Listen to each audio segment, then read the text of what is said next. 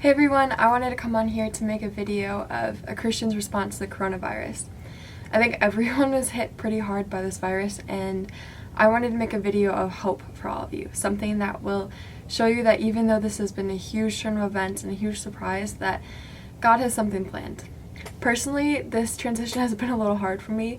I've had to pack up everything from my college dorm, move back home. I'm currently separated from my long-distance boyfriend, and I'm not sure when I'm going to see him again. I'm also just worried. I'm scared for the world. I'm scared for how this is affecting everyone, how this may affect people's businesses and work and job and the economy.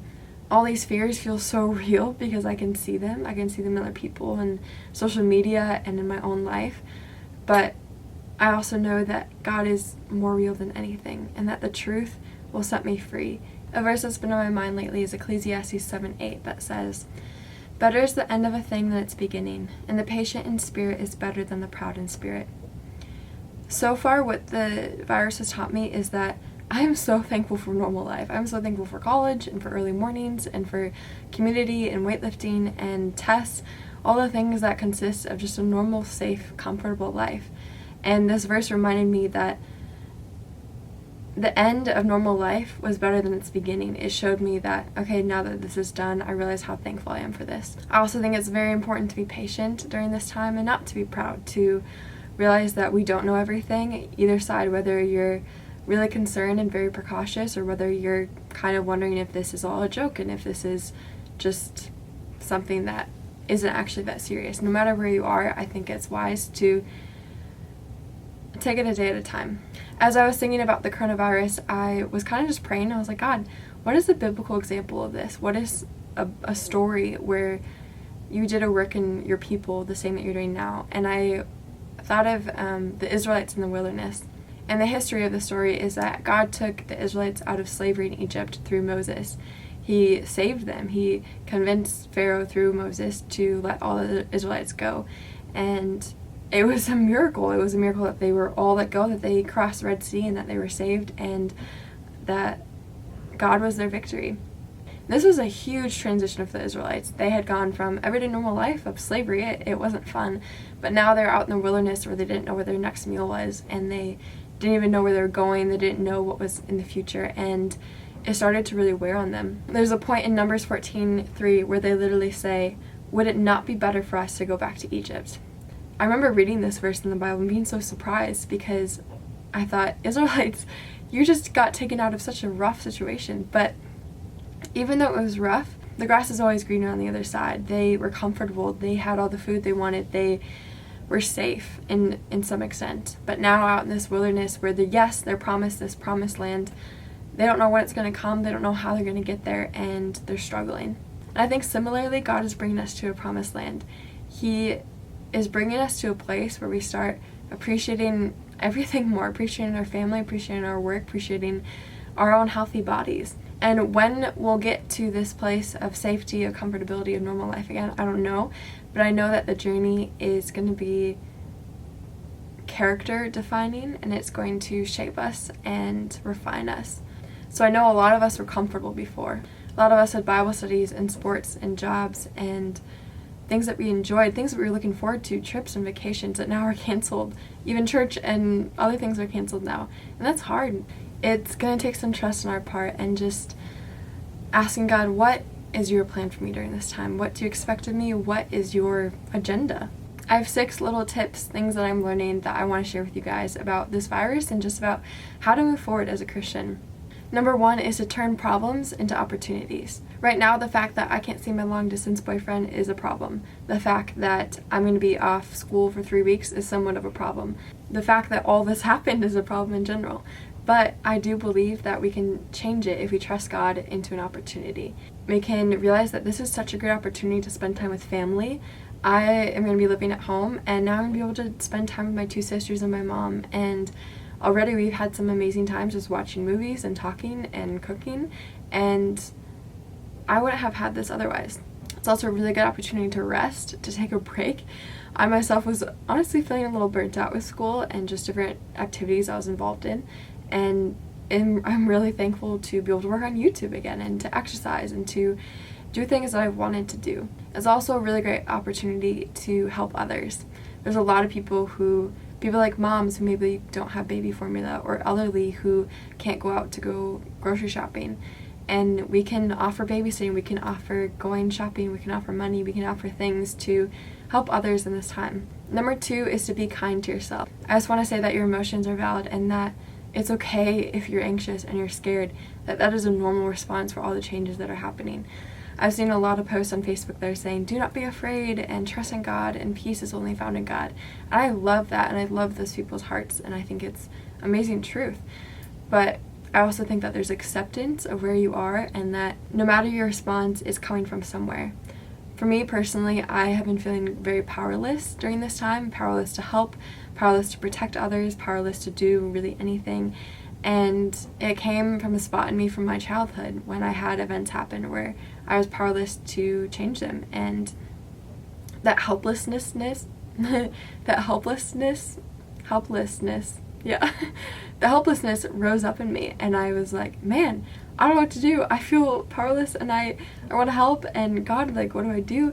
And he just came to me. He was like, Hallie, like, feel my comfort and realize that you can control what you can control, and the rest you need to give to me. You need to let go. And that's something that's hard for me to swallow, but a lot of me is just filled with peace. Peace that passes understanding, that doesn't make sense, honestly. Like, I should be worried about certain things. And there's to an extent, in my opinion, where we should have a healthy worry as far as taking precautions and being careful. But peace is powerful. Number 3, act wisely. In this time, our decisions don't just affect ourselves. Whether or not you go out is your decision. Whether or not you decide not to wash your hands, or go to a really large gathering of people, or travel to a very big city, that's your decision. But just know that your decisions will also affect the people you're going to be around, your family, your friends, because the virus does carry so easily and symptoms don't come up for a little while. I think during this time, it's wise to be overcautious than less. I know at least in my city, I don't have many cases yet, but I think it's really wise what the schools are doing to cancel things, churches are doing to cancel things, to prevent things even before it gets really bad. In Proverbs 11:14, it says, where there's no guidance, a people falls, but in an abundance of counselors, there is safety. I think we need to assess, and we need to ask advice from others, and just realize that our decisions weigh heavily during this time. Number 4, another tip is to control what you can control. And I've already hit on this a little bit, but you can control your attitude, your perspective, how you spend your time, how productive or unproductive you are, whether or not you go out, whether or not you take precautions. You can control those things. And it's scary that there are things out of our control, but that's when, again, we leave it up to God. I found this quote that said, when you focus on the threat, you will experience fear. When you focus on Jesus, you experience faith. When you put your thoughts on Jesus, on his goodness, and on the blessings that you have, you will experience faith and realize, okay, God, you're going to turn this to good. My tip number 5 is to challenge yourself to find peace, joy, and contentment. Although it is a challenge, it is possible. It is possible to find contentment in every circumstance. That's what the Bible says. And just realize that we can't find contentment on our own strength. We need to rely on God. And that is something that's hard for me to even digest and understand, because I'm like, well, because lately I've been feeling, I'm trying to feel peace, I'm trying to feel joy, I'm trying to feel contentment. And it's hard. It's like, just muster enough strength to feel all these things. But I realize that emotions are directly correlated to our thoughts. When you're really sad, you think about all negative things. When you're really happy, you think about all positive things. Therefore, if we captivate our thoughts, we can really change our emotions. We can change them into joy, into contentment, and peace. And that's why I challenge you to also just be aware of what you're thinking about. Maybe don't go on Twitter and check all the updates about the virus. Distract yourself. Just live normal life and realize, yeah, it may get worse, but I have my normal present life to live. Number 6, assume the best of God. I was asking my sister for advice that she would give to others, and she said this, and I was like, oh my gosh, that's so wise. I need to use that. Because during this time, it can be like, wow, God, why are you doing this? There's some countries like Italy who have had thousands of deaths, and businesses are shutting down, and people's lives are being drastically changed from this. And even though it's scary, I do think God is allowing this to do a good work in us, to show us that family is really important, health is really important, discipline and love and all these things have been given to us. I also think he's going to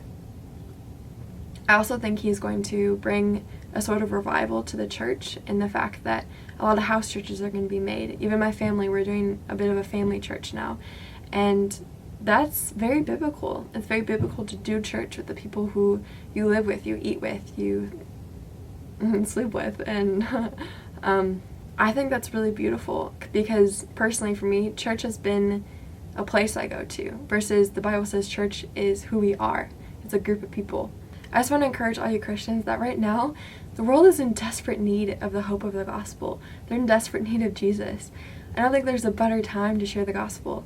I know some people may be thinking, I don't need words, I need truth, I need diapers, and I need money, and I need babysitter, things like that.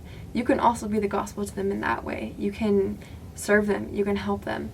But just know that the gospel is more than words, it's a person, it's Jesus. I challenge you to pray for others, to ask people for prayer requests at the supermarket, at the grocery line. People are so much more open than you would think. I would say 90% of the time, even if they say no, they're happy that you asked. They're happy that you thought of them. Lastly, I'm going to leave you with this verse, Psalm 46:1. God is our refuge and strength, a very present help in trouble. God is present. Personally, I haven't felt like he's been very present. He's felt a little distant during this time.